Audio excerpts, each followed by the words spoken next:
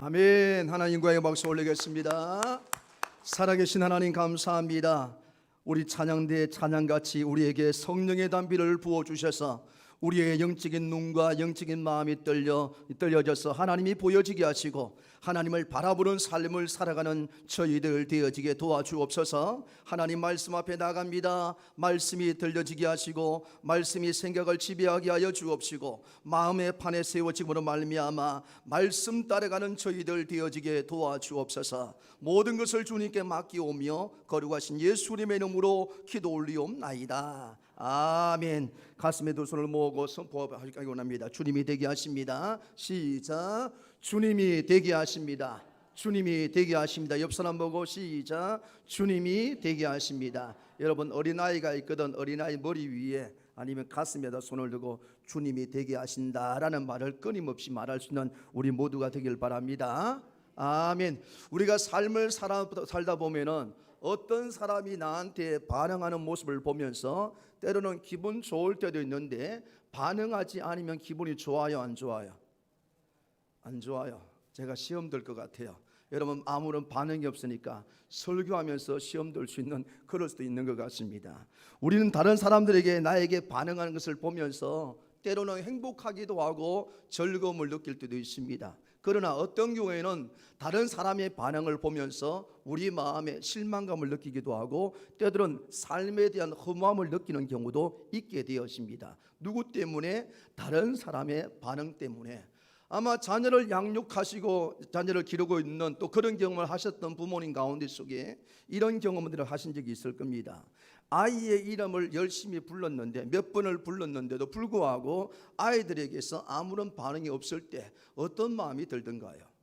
누구누구야 라고 했을 때는 당연히 예라고 대답이 나와야 되는데 그런 반응을 보이지 않으면 처음에는 부모님들이 어떤 마음을 가지냐면은 뭐 그럴 수도 있겠다, 무슨 일이 있는 모양이네 라고 하면서 다시 한번 그 자녀의 이름을 부르게 되어집니다. 그런데 이것이 몇 번이 되어졌는데도 불구하고 아들, 딸들이 부모에게 예라는 대답을 하지 않고 반응을 보이지 않으면 그때부터는 마음이 어떡합니까? 속상해요.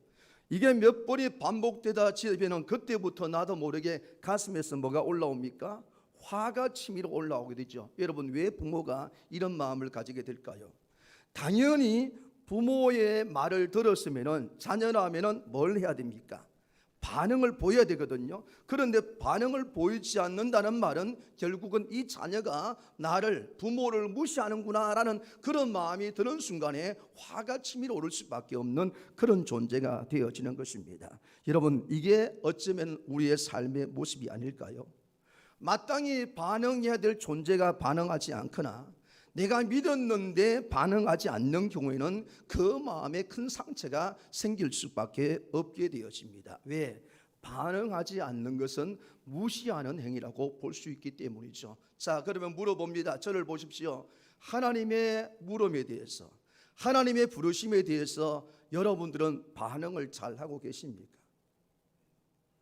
하나님이 나를 부르고 계시고 말씀하는데 그 말씀에 대해서 우리는 어떤 반응을 하고 있는지 깊이 있게 돌아봐야 됩니다. 2004년도 12월 26일 날 인도네시아 수마트라 섬 북서부 해역에서 실제 있었던 사건입니다. 그날 수마트라 섬 북서부 해안에서 약 160km 정도 떨어진 곳에서 인도양 해저에서 9.1에서 9.3 정도의 지하에 있는 대형 해저 지진이 발생하게 되어집니다.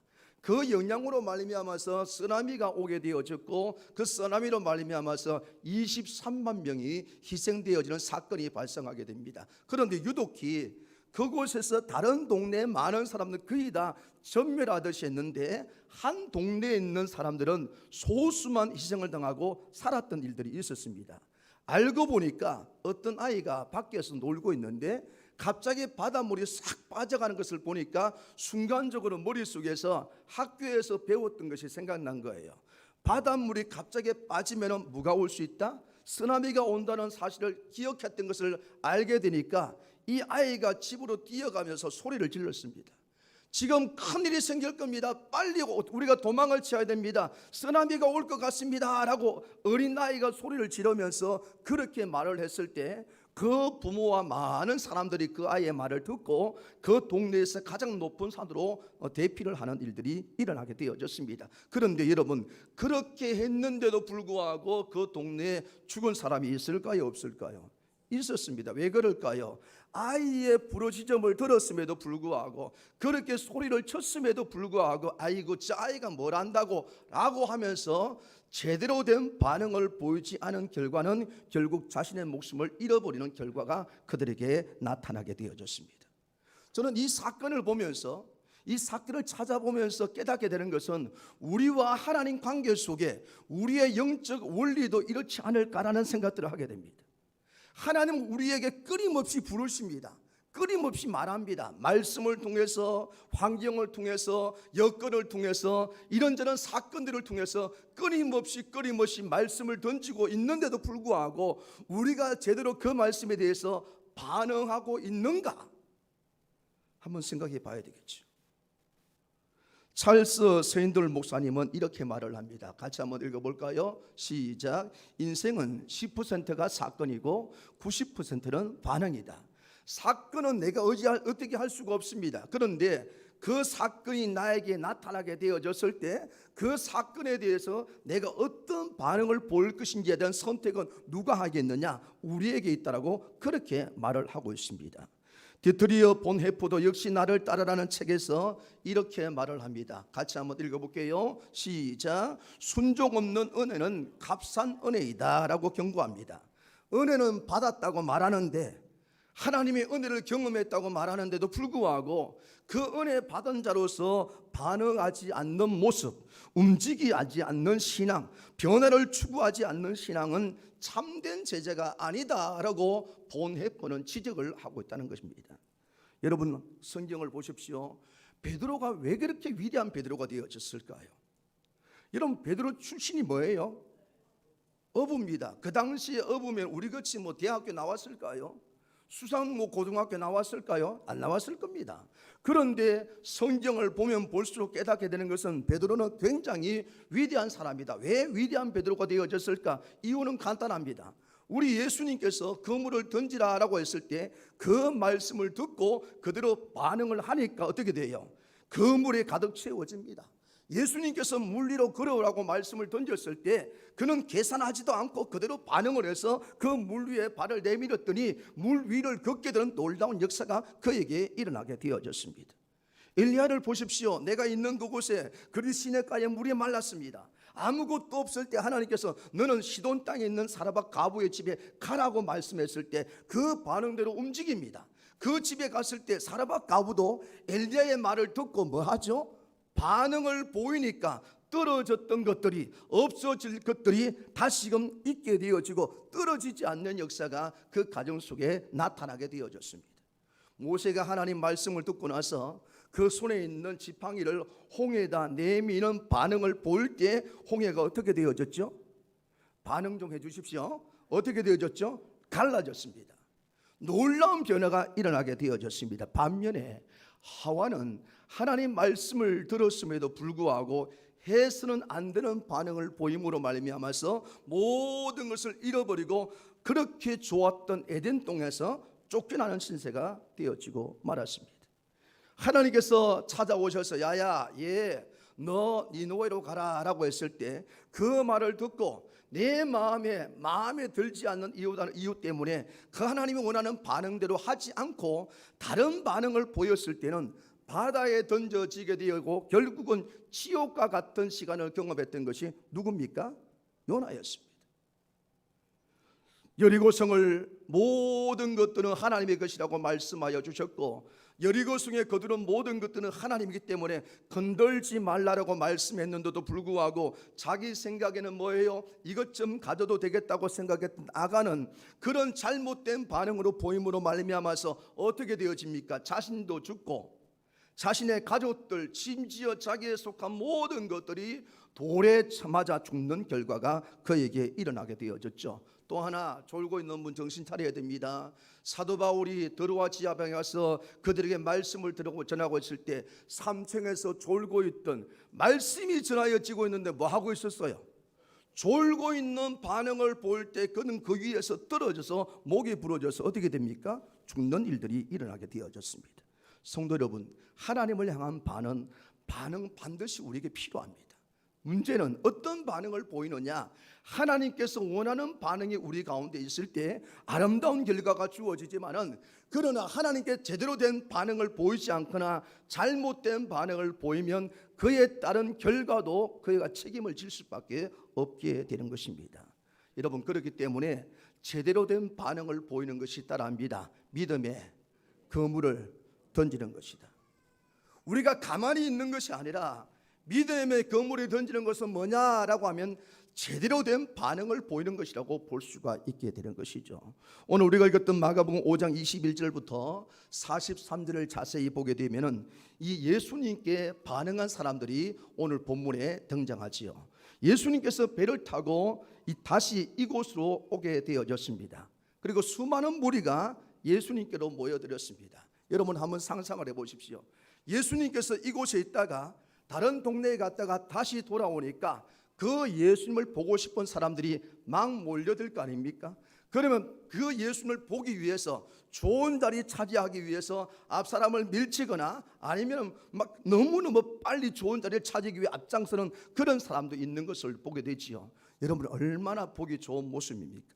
그런데 이렇게 많은 무리 가운데 속에서 정말 누가 보면은 사람들이 예수님 보기 위해서 몰려든 그 사람들이 외형적으로 볼 때는 야, 저 사람들 굉장히 큰 믿음을 가진 사람이구나 라고 볼 수 있는 그런 상황이라 볼 수가 있습니다. 자, 질문입니다. 예수님께 모여진 이 많은 사람들 전부 다 큰 믿음을 가지고 있는 사람들이었을까요? 또 반응을 안 하시네. 다 큰 믿음을 가진 사람입니까? 그런데 왜 오늘 성경은 그 많은 무리 가운데 속에 예수님께 진짜 반응을 보이고 있는 사람 2명을 압축시켜서 이야기하고 있을까요? 외형적으로는 좋은 자리, 예수님 보고 싶어서 서로 밀치고 했던 그런 모습이 있는 상황이었지만은, 그러나 그런 자리에서도 정말 예수님께 바른 신앙의 반응을 보인 사람은 몇 명밖에 없더라? 2명밖에 없었다고 말합니다. 성도 여러분, 오늘 우리는 이 부분을 정말 깊이 있게 고민하고 생각해야 됩니다.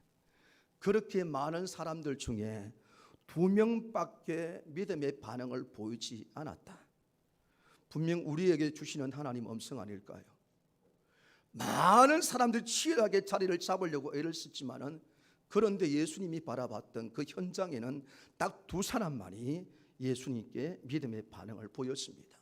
그 2사람이 누굽니까? 첫 번째 사람은 바로 회당장 야이로였습니다. 여러분, 회당장 이름만 들어도 어때요? 직분이 꽤 높은 자리에 있는 것이죠.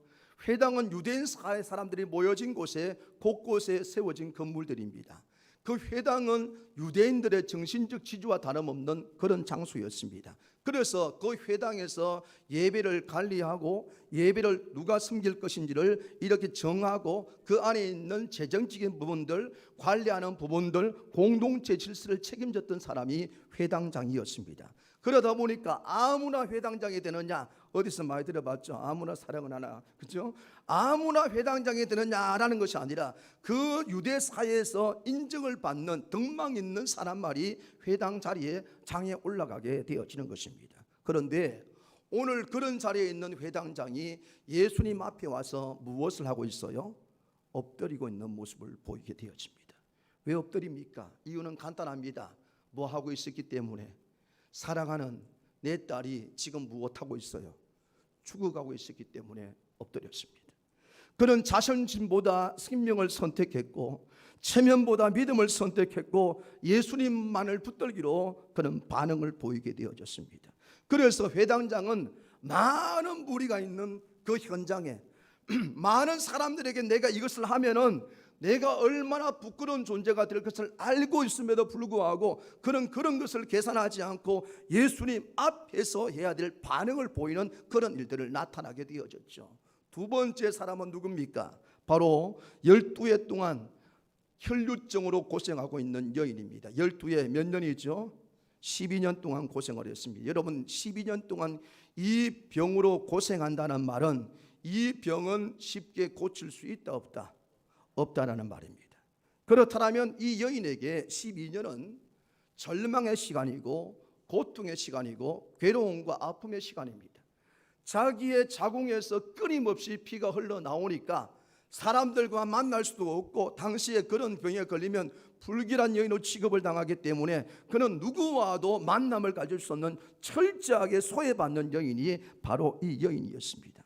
얼마나 고통스러웠을까요?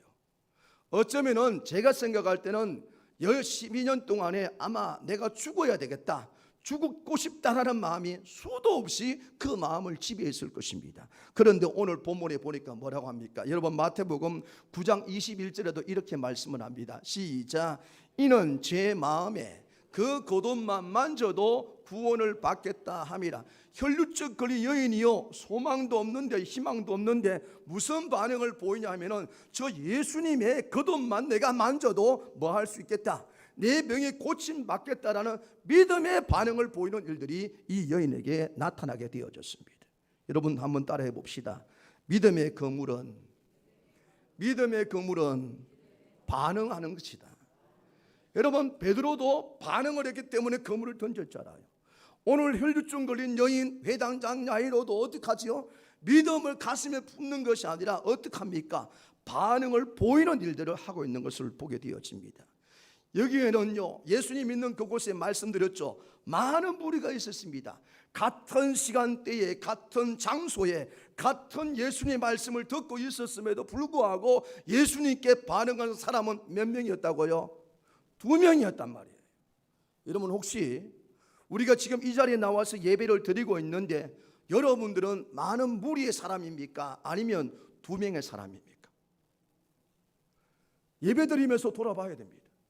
혹시 예수님 소리를 듣고 싶어서 앞자리에 좋은 자리에 앉고 싶어서 앉지만은, 그런데 듣기만 좋아하고 그분께 반응하지 못하는 많은 무리 속에 내가 들어가 있는지, 아니면 두서야 사람처럼 그저 그분 아니면 안 된다는 이런 마음을 가지고 그분께 반응하며 있는지를 우리 이 시간을 통해서 자신을 깊이 있게 점검해 봐야 됩니다. 다시 한번 말씀드립니다. 믿음의 거물은 무엇하는 것이다? 반응하는 것이다. 오늘 우리는 이 본문을 통해서 우리가 왜 반응해야 되는지, 그리고 어떻게 반응해야 될 것인지, 그리고 반응하게 되어졌을 때 우리 예수님께서 어떻게 우리를 만들어준지를 이 말씀을 통하여 깨닫는 이 시간 되기를 주님의 이름으로 부탁을 드립니다. 자, 첫째로 우리가 왜 반응해야 될까요? 23절 말씀을 한번 읽어볼까요? 23절 시작. 간곡히 구하여 이르되 내 어린 딸이 죽게 되었사오니 오셔서 그 위에 손을 얹으사 그로 구원을 받아 살게 하소서 하거늘 알단합니다. 아직 기회가 있기에 반응해야 됩니다. 아직 기회가 있기 때문에 반응해야 되는 것입니다. 지금 방금 읽었던 23절 보십시오. 회당장 야이로가 무슨 고백을 하고 있습니까? 내 아이가 죽었다라고 말합니까? 죽게 되었사오니라고 말합니까? 죽었어요? 아직 살아있어요? 아직 살아있기 때문에 뭐가 있는 말입니까? 기회가 남아있다는 말이에요. 사람이 완전히 끝났다고 하면요, 움직이지 않습니다. 늦었다고 판단되어지면 손을 놓아버립니다. 돌이킬 수 없다라고 생각하면 아무런 것도 하지 않고 하나님 앞에 기도하지도 않는 그런 삶을 살게 됩니다. 그런데 회당장 야이로는 죽어가는 자신의 딸을 봤음에도 불구하고 무엇을 생각했냐? 아직 기회가 있다라고 믿었다는 말이에요. 이게 얼마나 생각이 달라진 겁니까? 점점 죽어가기 때문에 기회가 없다, 소망이 없다라고 포기할 수 있는데도 불구하고 회당장 야이로는 아직 살아있기 때문에 기회가 있다라고 여겼다는 말입니다. 그래서 세면을 내려놓고 예수님께 달려와 엎드렸습니다. 앞에서 언급을 했죠. 그의 직분이 뭐라고요? 회당장, 지역사회에서 존경받는 지도자입니다. 그런 사람이 예수님께 나와서 엎드린다는 것은 그에게 부담스러운 일이 아닐 수가 없습니다. 하지만 회당장 야이로는 더 이상 사람들의 시선이 중요하지 않았습니다. 사람들이 나에게 뭐라고 말할까? 내가 여기서 엎드리면 당신이 회당장인데 왜 예수님께 엎드리냐고 그렇게 모함할 사람이 생길 거라는 것을 다 알고 있는데 그런 것들이 지금 그에게는 중요하게 여기지 않았습니다. 왜냐하면 이유는 딱 하나예요. 내 딸이 지금 무엇하고 있다, 죽어가고 있다는 이 상황을 가장 중요하게 여겼기 때문에 이 사람은, 이 회당장은 엎드리는 것을 주저하지 않는 모습을 보이게 되어졌죠. 왜? 마지막 기회라는 것을 알았기 때문에. 예수님이 아니면은 우리 딸이 살 수 있는 기회가 없다는 사실을 알았기 때문에 마지막 기회를 붙드는 일들이 일어나게 되어졌습니다. 성도 여러분, 여러분들은 여러분들에게 아직까지 많은 기회가 남아있다고 생각하십니까? 내 살 날이 아직 많기 때문에, 내가 젊기 때문에 죄송하지만은 서울의 아산병원에 가시면은 초등학교 1, 2학년 아이들 암으로 걸린 아이들이 얼마나 많은지 몰라요. 그 아이들이 지금 그 아산병원 아동병원에 들어가면은 치료받으면서 그 아이들은 고백이 뭔지 압니까? 하루를 살더라도 행복하게 살고 싶으면, 이렇게 말하는 아이들 그게 얼마나 많은지 모릅니다. 여러분, 우리가 살아가는 게 당연한 겁니까? 당연하게 누리는 것입니까? 아닙니다. 주어진 이 시간이 얼마나 소중한 시간인지를 우리가 알아야 됩니다. 그래서 나에게 많은 기회가 주어졌다라고 하는 자체가 뭐예요? 착각하고 있는 모습이라 볼 수가 있는 것이죠. 절대로 우리에게 기회가 항상 머물러 있는 것이 아닙니다. 반응할 수 있는 기회, 기도할 수 있는 기회, 돌이킬 수 있는 기회는 영원히 열려 있는 문이 아닙니다. 지금은 열려 있지만 어느 순간에는 그 문이 닫혀질 수밖에 없게 되어지는 것입니다. 야이로는 이 사실을 알았습니다. 그래서 그는 더 이상 미루지 않습니다. 이 아이가 점점 죽어갈 때 기회가 많지 않다는 것을 알았기 때문에 조금 더 지켜보자, 상황을 바라보고 상황이 돌아가는 것 보고 나서 그 다음에 하자라고 결정하지 않습니다. 바로 그 즉시 반응하는 모습을 그가 보이게 되어졌습니다. 성도 여러분, 신앙의 가장 큰 적은 뭘까요? 불신이라고 볼 수 있겠죠. 그러나 불신 못지않게 우리의 신앙을 무너뜨릴 수 있는 것은 뭘까라고 생각하면 나중에라는 생각과 마음입니다. 감동은 받았지만 미루는 것, 깨달았지만 결단하지 않는 것, 그것이 내게 주신 하나님의 은혜를 작게 만드는 찬물과 같은 것이라고 볼 수가 있는 것입니다. 우리 삶에도 완전히 끝난 것 같지만은 점점 식어져 있는 기도의 모습들, 점점 우리의 신앙이 뭘 자극을 받아도 신앙의 양심이 묻어져 버리고 점점 사명을 잃어가는 그런 자리, 그때가 사실은 무엇하느냐 따라합니다. 그때가 내게 주어진 기회의 시간이다. 내가 무엇인가 힘을 잃어버려요. 어려워요. 그럼 절망할 것이 아니라 그때가 어쩌면은 하나님께서 나에게 주고 있는 기회라는 사실을 아셔야 됩니다. 회당장 야이로는 예수님께 이렇게 요청합니다. 오셔서 손을 얹어서 살게 하소서. 이 말 속에 뭐가 있어요? 분명한 믿음이 있어요. 내 딸이 죽어가는데 이 아이에게 예수님이 오셔서 뭐만 돼도, 손만 얹어도 이 아이가 살게 될 거라는 이런 믿음을 가졌기 때문에 예수님, 우리 아이에게 와서 손을 얹어주시면 이 아이가 살게 될 줄 믿습니다라고 고백을 하게끔 되어졌습니다. 예수님 오시면 살 수 있다는 확신이 그에게 있었던 것이죠. 그래서 그에게 현실은 굉장히 위급했지만 예수님의 능력만을 신뢰하고 있었던 것입니다. 예수님, 무엇을 보고 움직이십니까? 예수님이 회당장 야이로의 집에 갈 때 무엇을 보고 그 집에 움직여 가시게 되었습니까? 그 집이 얼마나 좋은 집이냐? 좋은 가정을 가졌느냐? 아닙니다. 예수님께서 지금 무엇을 보고 움직인 거예요? 회당장 야이로가 자신 앞에 나와서 엎드리면서 간구했던 그 반응의 모습을 보였기 때문에 예수님도 뭘 하고 계십니까? 회당장 야이로에게 반응을 보여주십니다. 여러분, 이 말을 좀 바꿔볼까요? 아무리 좋은 자리에 있고 아무리 그런 자리에 있다 할지라도 예수님께 반응하지 않으면 예수님도 우리에게 뭐 안 한다? 반응하지 않는단 말입니다. 예수님께 믿음의 반응, 그분을 붙드는 반응을 보이면 그분이 우리에게 반응의 역사를 보여주지만은 우리가 반응하지 않는다라면 주님은 가만히 침묵할 수밖에 없는 분으로 우리에게 다가오게 되는 것입니다. 성도 여러분, 오늘 우리가 예배 자리에 있다는 것은 무엇을 말하는 것일까요? 아직 기회가 있다는 뜻입니다. 혹 말씀이 나에게 들려진다 그러면 더더욱 하나님께서 나를 포기하지 않으시구나 라는 것을 깨닫게 만드는 시간입니다. 마음이 찔리고 눈물이 흘리고 기도할 때 하나님은 무엇인가 알 수 없는 이 진한 감동이 올라오면서 눈물이 흘려지면 더더욱 하나님의 기회가 나에게 주어진 차례라고 볼 수 있죠. 여러분 꼭 기억하십시오. 주어진 기회에 반응하시기 바랍니다. 아멘. 지금이 기회고 미루지 말고 계산하지 말고 체면 그것들 생각하지 말고 다 내려놓고 예수님께 반응하시기 바랍니다. 그럴 때 여러분들 인생에는요, 내가 상상할 수 없었던 하나님의 일하심의 은혜가 여러분들에게 나타나게 될 줄 믿습니다. 이런 반응을 볼 수 있는 여러분 되시기를 주님의 이름으로 축원합니다. 자, 그러면 우리가 어떻게 반응을 해야 될까요? 27절과 36절 말씀을 한번 읽어봅니다. 27절 36절 시작.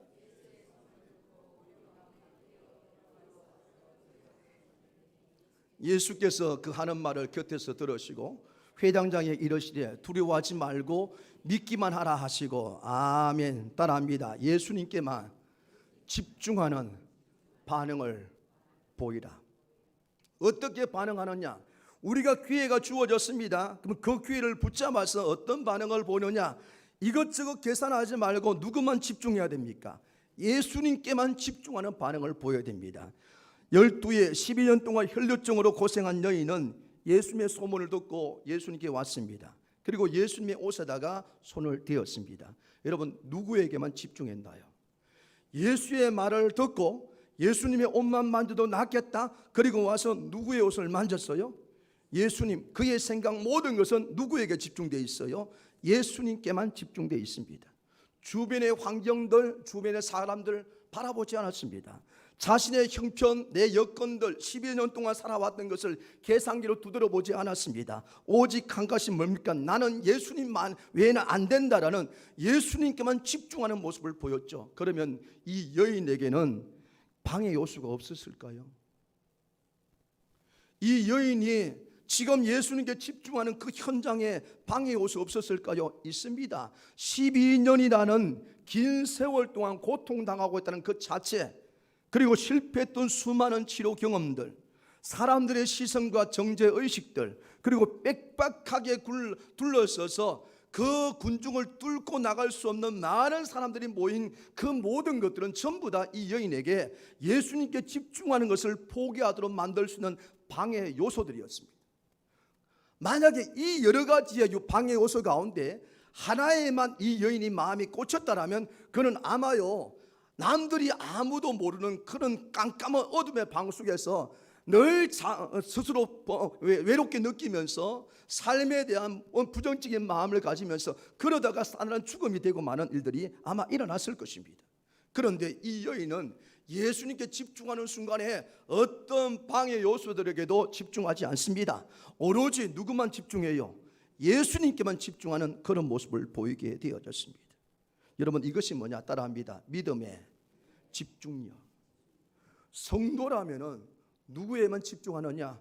예수님께만 집중해요. 어저께 오전에 갑자기 저한테 연락이 왔어요. 누가 와가지고, 야, 그래 왜?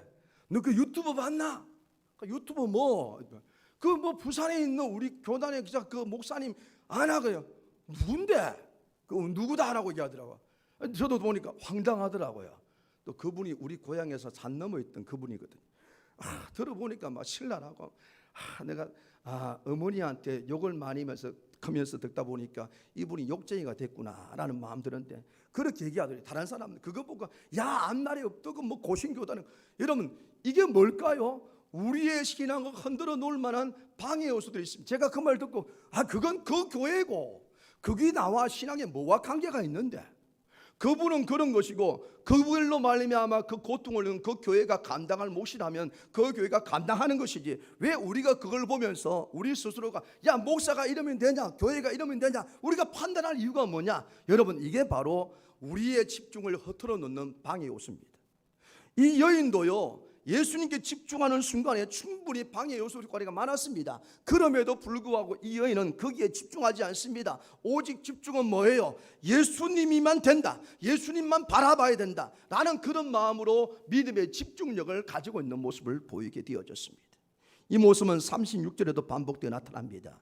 예수님만 모시면 가면 된다라는 이 마음이 회당장 야이로의 마음에 그대로 나타납니다. 오늘 본문은 마치 예수님을 모시고 출발할 때에 막 사람들이 와가지고 소리 가면 안 된다, 아이가 죽었다고 말하는 것처럼 보이는데, 마태복음 9장을 보게 되어지면 예수님이 회당장 야이로와 그 집에 도착했을 때 그 집에 어떤 일이 벌어지냐면 사람들이 웅성거리고 북소리가 나는 일들이 기록된 것을 보게 됩니다. 그렇다면 예수님은 여기가 아니고 가정집에 도착했을 때에 사람들이 마구 소리를 지르면서 하는 것이 유대인들 장례 의식의 한 절차였거든요.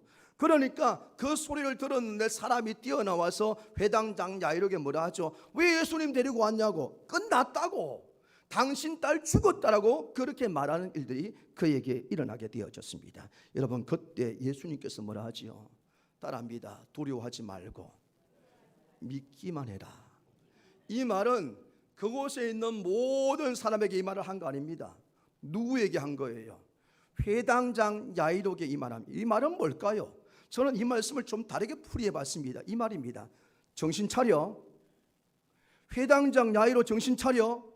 너가 나에게 왔던 이유는 나를 데리고 가서 나와 함께 가거든 내 아이에게 뭐만 얹어도, 손만 얹어도 된다고 믿음을 가졌지. 그런데 너희 집에 오니까 방해 요소가 발견해서, 그러니까 손 얹히거나 나에게 집중할 수 있는 것을 다 잃어버리게 만들어. 그러니까 두려워하지 마, 딴 생각하지 마, 너가 집중한 대로 나에게만 집중해 라고 예수님께서 이런 의도로 지금 회당장 야이로에게 말했을 겁니다. 성도 여러분, 우리들도 문제가 생기면 사람들이 말이 크게 들립니다. 부정적인 마음과 소식이 우리의 마음을 빼앗아 버립니다. 예수님께 집중하지 못하게 만드는 것들이 곳곳에 나타나게 되었습니다. 바로 그 순간 두려움이 믿음을 삼켜버려요. 아멘. 회당야에 예수님과 왔는데 사건 끝난 겁니다. 그런데 예수님 뭐라 하죠? 두려워하지 말라. 왜? 내가 너와 함께하고 있는데, 내가 너를 붙들고 있는데 무엇 때문에 그것 때문에 좌절하느냐라고 말씀을 하고 있는 것이죠. 이 모습은 기도할 때도 마찬가지입니다. 기도하면서 걱정에 집중하면 평안이 오지 않습니다. 예배하면서 사람을 의식하면 은혜를 깊이 경험하지 못합니다. 말씀을 들으면서도 다른 생각에 붙들리면 절대로 말씀의 변화가 나에게 일어나지 않습니다. 그러므로 예수님께 집중하여 예수님께 반응을 보이는 것, 그것이 바로 믿음의 본질이다. 할렐루야. 성도 여러분, 두려움이 몰려올 때, 사람의 말로 흔들릴 때, 내 눈앞의 상황이 깜깜할 때, 그때가 더 집중해야 될 때임을 믿으시기 바랍니다. 아멘. 그것이 우리가 해야 될 모습입니다. 자, 그러면 이런 집중하고 그런 집중의 모습을 예수님께 집중하게 되어졌을 때 어떤 결과를 우리에게 주시느냐? 29절과 42절 말씀을 읽어보겠습니다. 29절 42절 시작. 이에 그의 혈루 근원이 곧 마름에 병이 나은 줄을 몸에 깨달으니라. 소녀가 곧 일어나서 그러니 나아가 12살이라. 사람들이 곧 크게 놀라고 놀라거늘. 아멘. 따라합니다. 하나님께 반응하는 자에게는 반드시 결과를 주십니다. 예수님께 집중하며 걸어가는 사람은 아무리 그 결과가 모든 것이 끝난 상황처럼 보일지 몰라도 하나님은 그에게 분명한 놀라운 결과를 만드시는 은혜를 베풀어 주십니다. 방금 읽었던 29절의 여인의 믿음의 반응을 보이자 어떤 결과가 일어났습니까? 12년 동안 아무것도 할 수 없던, 어떤 약도 안 되던 그런 모든 것들이 한순간에 해결되는 역사가 일어나게 되어졌습니다. 왜 주님께서 이런 결과를 주셨을까요? 바로 수많은 사람들 가운데 속에 믿음의 반응을 보였기 때문에 되어진 거예요. 여러분, 이 시간에 주님은 보십니다. 우리가 모인 이곳에 한 100여 명이 넘는 성도들이 모였을 때 여기 가운데 속에서 누가 나한테 믿음의 반응을 보일래? 예비하려고 앉아있기만 할래? 아니면 정말로 말씀을 듣고 이 말씀들은 너도 한번 믿음의 집중력 가지고 나 예수만 바라볼래? 내가 한번 볼 거야, 한번 보여봐 라고 그렇게 보였을 때 여러분들이 아멘 하면서, 그래, 내가 아무리 좋지 않은 상황, 회사에서, 가정에서, 교회에서 누구와의 관계 속에서 가정이 깨어져 가지고 상처가 있어도, 그래, 어차피 사람은 날 배신한 존재였어, 나는 예수님만 붙들 거야 라고 하는 집중의 모습을 보이고 반응을 보이는 성도가 있다라면 하나님이 그를 붙드실 줄 믿으시기 바랍니다. 회당장 나이로 어떤 결과가 주어지죠? 모든 사람은 죽었다라고 말합니다. 근데 예수님 뭐라 하죠? 죽은 것 아니야? 무엇하고 있어? 잔다. 그래서 예수님이 그 아이를 향하여서 뭐라 합니까? 따라합니다. 달리다굼. 작게 하지 말고 나한테 하세요. 달리다굼. 달리다굼. 여러분 가정에 선포한다고 믿으시기 바랍니다. 뜻이 뭐죠? 내가 너에게 말하노니 소녀야 일어나라. 예수님께서 달리다굼 했더니 죽음의 권세가 아니었습니다. 자고 있는 상태에서 잠 깨듯이 일어나 버리는 역사가 그에게 일어나게 되어졌습니다. 여러분, 이 가정의 죽음이 생명으로 바뀌는 결과 무엇 때문입니까? 절망이 기쁨으로 바뀐 결과 울음이 놀라움으로 바뀌는 변화가 도대체 무엇 때문에 일어났습니까? 믿음의 반응을 보였을 때 그 결과를 하나님께서 만들어 주셨습니다. 물어볼게요. 모세 시대에 있던 하나님, 아브라함에게 있던 그 시대의 하나님, 또 우리 알고 있는 다윗의 시대에 있던 하나님, 그 하나님과 오늘 내가 믿는 하나님은 다른 분입니까? 아니 고백해 보십시오. 그런데 왜 우리는 아무런 변화가 없을까요? 왜 이 해당장 야이로는, 혈루증 걸린 여인은, 베드로는, 아브라함은, 요나는, 알고 있는 믿는 사람들은 그렇게 놀라운 결과가 일어났는데 왜 나에게는 변화가 없는 걸까요? 질문을 달리 해볼까요? 여러분, 믿음의 반응을 보입니까? 예배는 드리는데, 사랑한다고 말하는데 정말 믿음의 반응을 주님께 보이고 계신가요? 하나님은 하나님께 집중하고 하나님이 기뻐하는 반응을 보이는 자에게 내가 생각한 것 이상으로 놀라운 결과를 만들어주는 분이 하나님이십니다.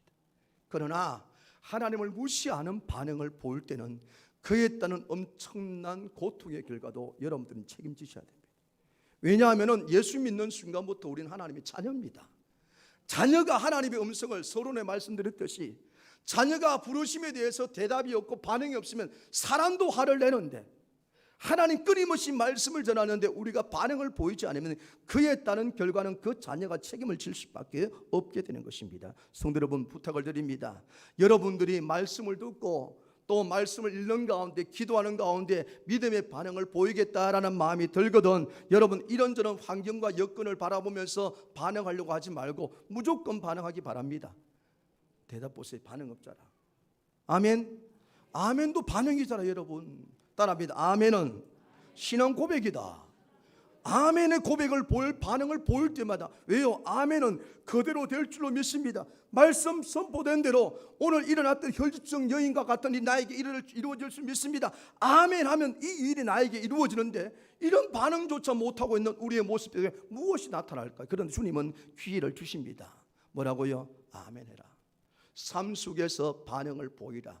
직장에서, 가정에서, 어디에서 간에 믿음의 반응을 보이는 자에게는 내가 너에게 상상할 수 없는 결과를 주시겠다라고 오늘 말씀을 통하여 우리에게 말씀하여 주셨습니다. 따라해 봅시다. 믿음의 긍물은 반응하는 것입니다. 오늘부터 무조건 여러분들 입으로, 몸으로, 삶으로 반응을 보이십시오. 그러면 바로 믿음의 반응을 보일 수 있는 새로운 기회가 주어졌다는 사실을 알고 우리의 반응은 오직 한 곳입니다. 누구에만 집중하자? 예수께만 집중하자. 그리고 예수님께 집중하여 반응을 보이면 나의 생각 이상으로 놀라운 분으로 하나님으로 여러분들 가운데 찾아가실 겁니다. 그 하나님을 만나게 되는 여러분 되시기를 주님의 이름으로 축원합니다. 우리 말씀을 생각하며 기도할까요? 짧게나마 하나님 아버지, 하나님, 내가 어쩌면 문제 속에 사로잡히다 보니 주님이 보이지 않았는데 오늘 회당장 야이로처럼 또 12의 혈주증 걸린 여인처럼 예수님께만 집중하고자 합니다.